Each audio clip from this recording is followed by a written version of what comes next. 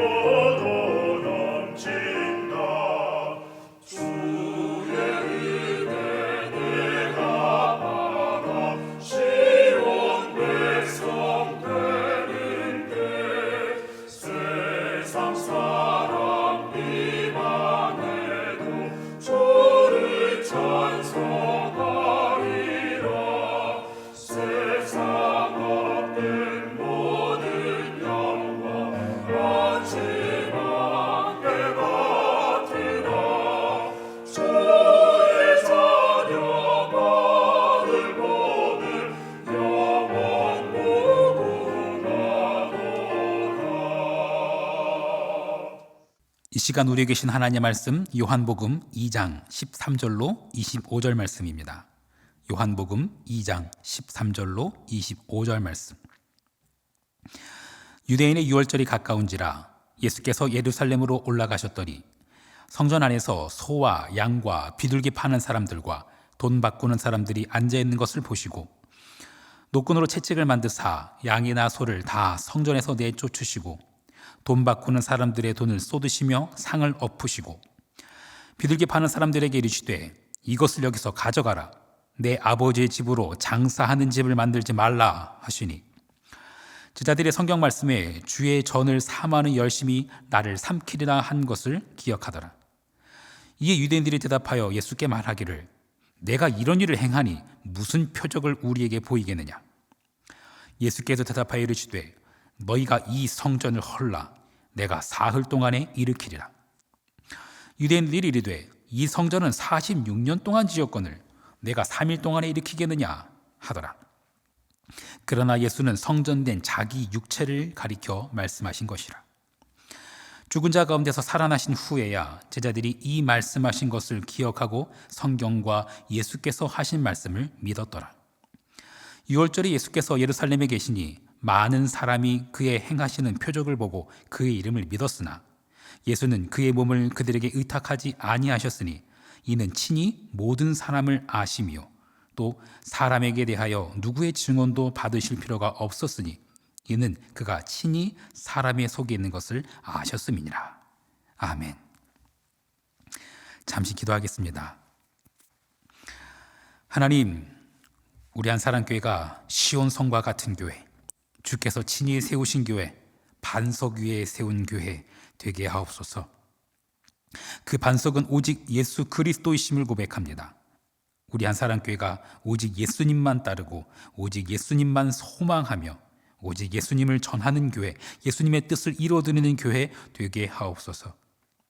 세상 사람 비방에도 주를 찬송하는 교회, 세상 헛된 모든 영광 아침 안개 같으니 오직 예수만 바라보는 우리와 우리 자녀들 되게 하옵소서. 우리의 유일한 소망 되시는 예수 그리스도의 이름으로 기도했습니다. 아멘. 오늘 우리가 함께 나누고자 하는 성경 본문은 성전 청결 사건이라고 알려져 있는 본문입니다. 본문에 등장하는 소, 양, 비둘기, 이거는요 하나님께 드려질 제물이었습니다. 성전 안에 돈 바꾸는 자들이 있었던 이유는요 성전세 때문입니다. 20세 이상 된 성인 남성이라면 1년에 한 번 성전의 그 유지와 보수를 위해서 성전세를 내야 했습니다.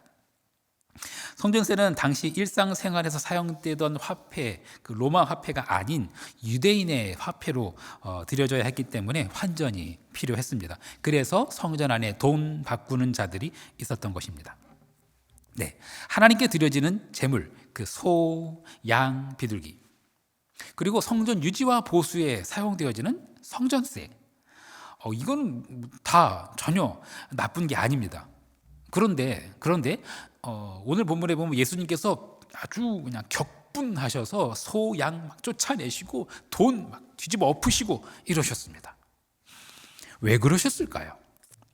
오늘 그 배경을 좀 설명하겠습니다. 율법에 따르면 제물은 들짐승이 아니라 집에서 먹이고 기른 가축을 드리게 되어 있습니다. 그런데 집에서 양이나 소 끌고 오다가 중간에 어디 긁혀서 생채기라도 나거나 또는 삐쩍 마르게 되거나 그러면 제사장이 그걸 보고 퇴짜를 놓습니다. 그래서 예루살렘 성전 동쪽에 있는 산, 감람산이죠. 감람산에서요 제물용으로 사용될 소나 양을 판매했습니다. 그 집까지 도로 가져가서 가져올 필요 없이 여기 있는 거 사서 하라고. 이거 다 검증받은 거라고. 예. 그래서 감람산에서요 제물을 파는 시장이 열렸습니다. 그런데 헤롯 왕이 이것을요 그 감람산에 있던 시장을 성전 안으로 끌고 옵니다. 이게 AD 30년경의 일입니다. 예수님께서 공생애를 시작하시던 때랑 거의 일치합니다. 성전 안에서 소와 양을 판매되는 것, 그게 그리 문제가 될까요? 상행위, 물건을 판 행위 그 자체가 문제가 될까요? 여러분 21세기인 지금도 교회 안에서 종종 물건 판매합니다. 명절 되면요 명절 음식 판매하기도 해요. 이게 나쁜 걸까요? 아니에요. 전혀 그렇지 않습니다. 예수님께서 소와 양을 내쫓으셨던 이유는 판매 행위 자체가 잘못되었다는 것이 아니라 그 장소가 문제였습니다. 그 장소가 바로 이방인의 뜰이었습니다. 헤롯이 만들었던 그 성전은요 철저히 계층화되어 있었습니다. 제사장만이 들어갈 수 있는 맨 안쪽 영역이 있었고요. 그리고 유대인 중에서도 남자들만 들어갈 수 있는 영역이 있었습니다. 그리고 그 다음에 유대인들 중에서 여자들한테까지 허용된 영역이 있었고, 그리고 제일 귀퉁이에 이방인들도 들어올 수 있는 영역이 성전 안에 있었습니다. 그런데 바로 그곳에서 소와 양을 벌여놓고 판매하고 있던 것입니다. 제사장이 어디든지 갈 수 있어요. 유대인 남성들도 일부 공간을 제외하고는 다닐 수 있어요. 유대인 여성들도요 제법 다닐 수 있는 공간이 있었습니다. 근데 이방인들한테는요 거기밖에 발 디딜 곳이 없어요. 그런데 거기에서 소와 양을 팔고 있는 것입니다. 이방인들은 이제 발 디딜 곳이 없게 되었습니다. 하나님께서는 말씀하십니다. 하나님 아버지의 집은요 만인이 기도하는 집이어야 하건만. 네, 이방인들은요 소외되고 있었습니다. 심지어 소와 양을 판매하던 제사장들은요 거기에서 막대한 수익을 창출했습니다. 하나님께 드려지는 이 제사가 돈벌이 수단이 된 것입니다. 집에서 가져온 소, 양에게 퇴짜를 놓고서는 여기 있는 거 사라고. 하면서 아주 비싼 값으로 판매했습니다. 울며 겨자 먹기식으로 살 수밖에 없었어요. 성전 안에서 돈 바꾸는 것은 어떤 것일까요? 데나리온, 렙돈 이런 건요 로마의 화폐입니다. 근데 유다의 화폐로 드려야 했었어요. 세겔입니다. 20세 이상 남성이 1년에 한 번 들여진 성전세, 그것은 반세겔이었습니다. 참고로 한 세겔은 4일치 품삯입니다. 4일 내내 일해서 벌어들인 게 한 세겔이에요. 그러니까 반세겔이라고 해도 제법 큰 돈이지요. 세겔, 그것은 참고로 일반 세겔, 그거는 11.4g, 그리고 무거운 세겔이라고 했던 왕실 세겔이 있습니다. 그건 13g. 이렇게 그 화폐나 무게의 일정한 양이 정해져 있습니다. 그런데 성전 세겔이 따로 있어요. 성전 세겔은 몇 g인지 정확히 기록조차 남아있지 않습니다. 뭔가 불투명하죠. 게다가 막대한 환전 수수료를 받았습니다. 네, 환전소가 펼쳐졌다고 했는데 그 수수료가 좀 막대했어요. 제가 이번에 확인해 보니 최근 달러 환전 수수료가 2%를 채 넘지 않더라고요. 1.8%, 1.9% 그래요. 그런데 예수님 당시 예루살렘 성전 안에서 성전세 환전 수수료가 얼마나 되었을까요? 12.5%입니다. 12.5%. 8만 원이면은요, 그 중에 만 원이 수수료인 거예요. 8만 원 내기 위해서 만 원 수수료를 더 해야 되는 거예요. 이건 뭐 칼만 안 들었지 거의 강도 수준입니다. 예수님은 이런 모습을 보고서 이렇게 말씀하십니다. 내 아버지의 집으로 장사하는 집을 만들지 말라. 마가복음에서는 이때 예수님께서 하신 말씀과 그에 대한 종교 지도자들의 반응을 이렇게 기록합니다. 마가복음 11장 17절과 18절 말씀입니다. 이에 가르쳐 이르시되 기록된 바 내 집은 만민이 기도하는 집이라 칭함을 받으리라고 하지 아니하였느냐. 너희는 강도의 소굴을 만들었도다 하시매 대제사장과 서기관들이 듣고 예수를 어떻게 죽일까 하고 꾀하니 이는 무리가 다 그의 교훈을 놀랍게 여김으로 그를 두려워함일러라. 강도의 소굴, 하나님께 드려지는 제사를 돈벌이 수단으로 삼는 자들, 성전 유지와 보수에 필요한 돈으로 막대한 수수료를 챙겨서 이윤을 남기려는 자들, 예수님께서는 그들을 강도라고 부르셨습니다. 그들이 있는 성전을 강도의 소굴이라고 하셨습니다. 기록된 바 내 집은 만민이 기도하는 집이라. 예수께서 이 말씀을 인용하신 것은 이사야에 나오는 말씀을 인용하신 것입니다. 이사야 56장 6절과 7절 말씀입니다. 또 여호와와 연합하여 그를 섬기며 여호와의 이름을 사랑하며 그의 종이 되며 안식일을 지켜 더럽히지 아니하며 나의 언약을 굳게 지키는 이방인마다 내가 곧 그들을 나의 성산으로 인도하여 기도하는 바 내 집에서 그들을 기쁘게 할 것이며 그들의 번제와 희생을 나의 제단에서 기꺼이 받게 되리니 이는 내 집은 만민이 기도하는 집이라 일컬음이 될 것임이라. 하나님께서요 이방인을 기뻐하시고 그들을 기꺼이 받으시겠다고 약속하셨습니다. 그들과 함께, 그 모든 이방인과 함께 만민이 기도하는 집, 그것이 하나님께서 말씀하신 성전입니다. 하나님 아버지의 집은 만민이 기도하는 집이 될 것입니다. 그것이 하나님 아버지의 마음입니다. 하나님 아버지로 인해서 서로 연합하고 섬기고 사랑하고 종이 되어야 하건만 사람들은 철저히 이방인들을 멸시했습니다.